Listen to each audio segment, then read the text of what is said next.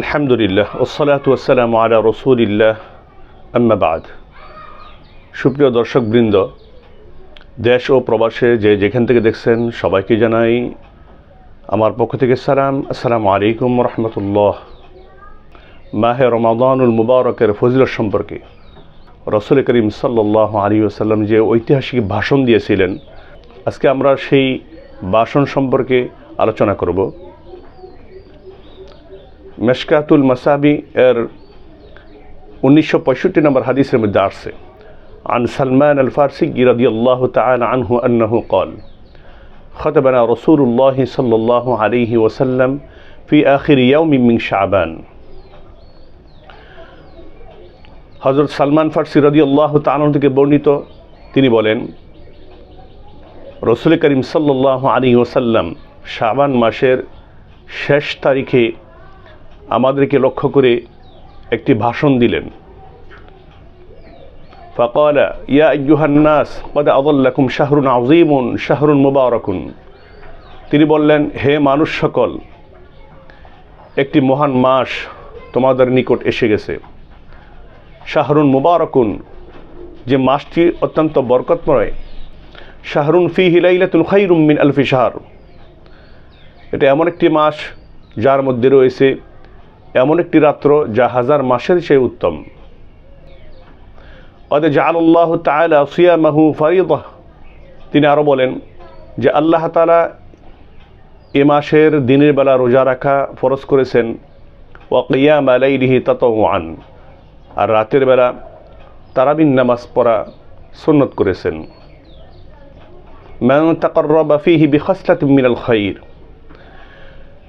তিনি বলেন, যে ব্যক্তি এ মাসে একটি নফল কাজ করবে, কানা কামান আদ্দা ফরিদাতান ফিমা সিওয়া, সে যেন অন্য মাসে একটি ফরজ আদায় করল। অর্থাৎ এই নফল কাজটি একটি ফরজের সমপরিমাণ সে সওয়াব লাভ করতে পারবে। সুবহানাল্লাহি ওয়া বিহামদিহি। ওয়ামান আদ্দা ফরিদাতান ফিহি কানা কামান আদ্দা 70 ফরিদাতান ফিমা সিওয়া। তিনি আরও বলেন, যে ব্যক্তি এই মাসে একটি ফরজ আদায় করবে, সে যেন অন্য মাসে 70টি ফরজ আদায় করল। অর্থাৎ একটি ফরজ আদায় করলে 70টি ফরজের সমপরিমাণ সওয়াব মর্যাদা সে লাভ করতে পারবে। সুবহানাল্লাহি ওয়া বিহামদিহি।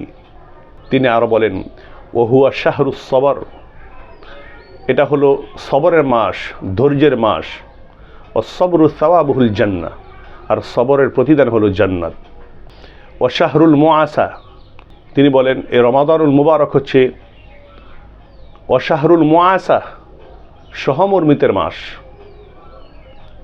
ওয়া শাহরুল ইজাদু ফিহি রিজকুল মুমিন, আর এই মাসে আল্লাহ তাআলা মুমিনদের রিজিক বৃদ্ধি করে থাকেন।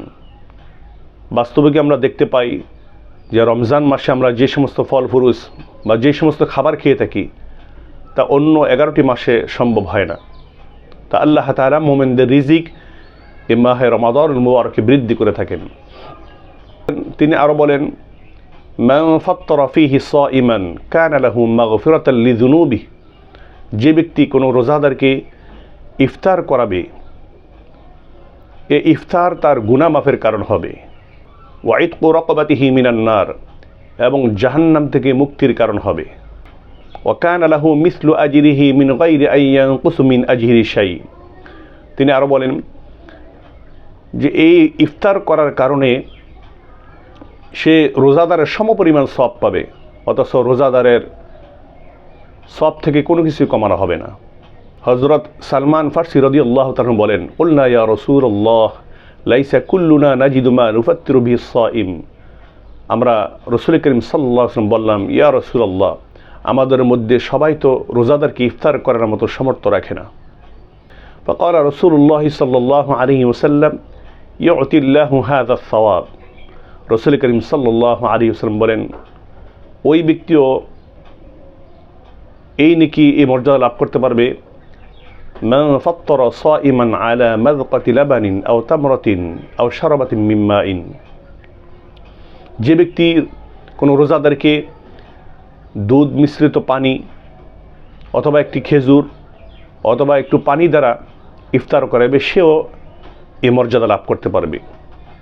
মান আশবা সাইমা, তিনি আরও বলেন যে ব্যক্তি কোনো রোজাদারকে তৃপ্তি সহকারে ইফতার করাবে, অর্থাৎ পেট ভরে ইফতার করাবে, সাকাহুল্লাহু মিন হাউদি শারবাতান লা ইয়াযমু হাত্তা ইয়াদখুলাল জান্নাহ, আল্লাহ তাআলা তাকে আমার হাউজে কাউসার থেকে এমন পানি পান করাইবেন যা পান করার পরে জান্নাতে ঢোকার আগ পর্যন্ত আর সেই পিপাসার্ত হবে না। সুবহানাল্লাহি ওয়া বিহামদিহি সুবহানাল্লাহিল আযীম।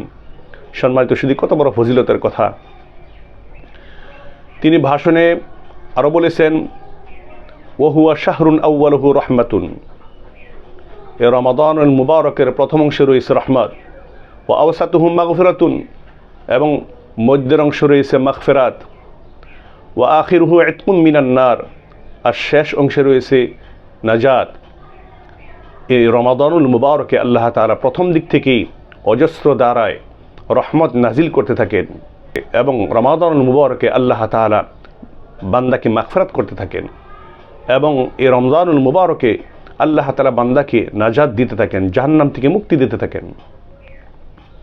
তিনি আরও বলিয়েছেন, মান খাফফাফা আন মামলুকিহি ফিহি গাফারাল্লাহু লাহু, যে ব্যক্তি এই মাসে তার অধীনস্থদের কাজ হালকা করে দিবে, অর্থাৎ কাজের বোঝা কমাই দিবে, তাদের ডিউটি অথবা তাদের কাজ কমাই দিবে, গাফারাল্লাহু লাহু, আল্লাহ তাআলা তাকে ক্ষমা করবেন, ওয়া আতাকাহু মিনান নার, এবং তাকে জাহান্নামের আগুন থেকে মুক্তি দান করবেন।